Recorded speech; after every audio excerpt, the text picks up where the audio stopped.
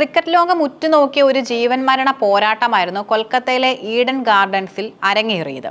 T20 ലോകകപ്പിന്റെ super 8 ഘട്ടത്തിൽ west ഇൻഡീസിനെതിരെ വിജയിച്ചാൽ മാത്രം സെമി ഫൈനൽ ഉറപ്പിക്കാമായിരുന്ന ഇന്ത്യക്ക് ആ വിജയം സമ്മാനിച്ചത് മറ്റാരുമല്ല, കേരളത്തിന്റെ സ്വന്തം സഞ്ജു സാംസൺ. പുറത്താവാതെ അദ്ദേഹം അടിച്ചുകൂട്ടിയ 97 റൺസ് കേവലം ഒരു ഇന്നിംഗ്സ് മാത്രമല്ല, മറിച്ച് ഇന്ത്യൻ ക്രിക്കറ്റിൽ സഞ്ജു എന്ന പ്രതിഭയുടെ സ്ഥാനം ഉറപ്പിക്കുന്ന ഒരു പ്രഖ്യാപനം കൂടിയായിരുന്നു.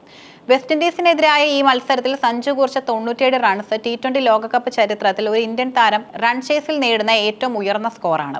ഇതിഹാസ താരം വിരാട് കോഹ്ലിയുടെ പേരിലായിരുന്ന റെക്കോർഡാണ് സഞ്ജു തിരുത്തി കുറിച്ചത്.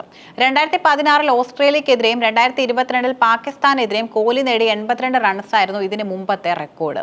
ക്രീസിൽ സമാധാനപരമായി നിലയുറപ്പിക്കുകയും എന്നാൽ ആവശ്യമായ ഘട്ടങ്ങളിൽ ആക്രമണകാരിയാവുകയും ചെയ്യുന്ന സഞ്ജുവിന്റെ ശൈലി ആരാധകരെയും മുൻ താരങ്ങളെയും ഒരുപോലെ വിസ്മയിപ്പിച്ചു.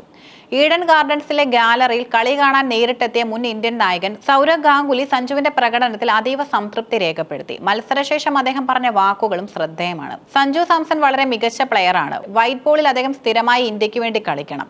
ക്രീസിൽ നിലയുറപ്പിച്ചു കഴിഞ്ഞാൽ എതിരാളികൾക്ക് വലിയ ഭീഷണിയാകാൻ അദ്ദേഹത്തിന് സാധിക്കും.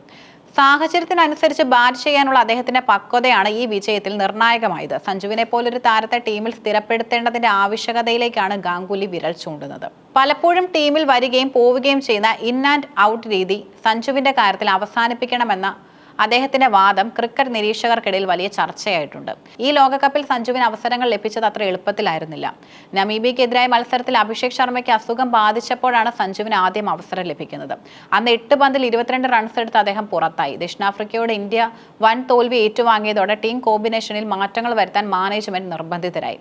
തുടർന്ന് സിംബാബ്വെക്കെതിരായ മത്സരത്തിൽ സഞ്ജുവിനെ തിരികെ വിളിച്ചു. 15 പന്തിൽ 24 റൺസുമായി അദ്ദേഹം ടീമിന് വേഗതയേറിയ തുടക്കം നൽകി.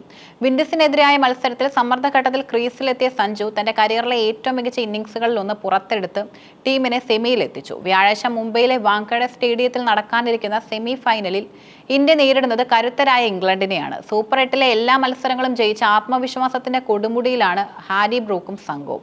ആഴമേറിയ ബാറ്റിംഗ് നിരയും കൃത്യതയാർന്ന ബൗളിംഗും ഇംഗ്ലണ്ടിനെ അപകടകാരികളാക്കുന്നു. ബാറ്റിംഗിലും ബൗളിംഗിലും ഒരുപോലെ തിളങ്ങുന്ന വിൽ ജാക്സൺ ആണ് അവരുടെ ഏറ്റവും വലിയ ആയുധം. അദ്ദേഹത്തെ തളയ്ക്കുക എന്നത് ഇന്ത്യൻ ബൗളർമാർക്ക് വലിയ വെല്ലുവിളിയായിരിക്കും.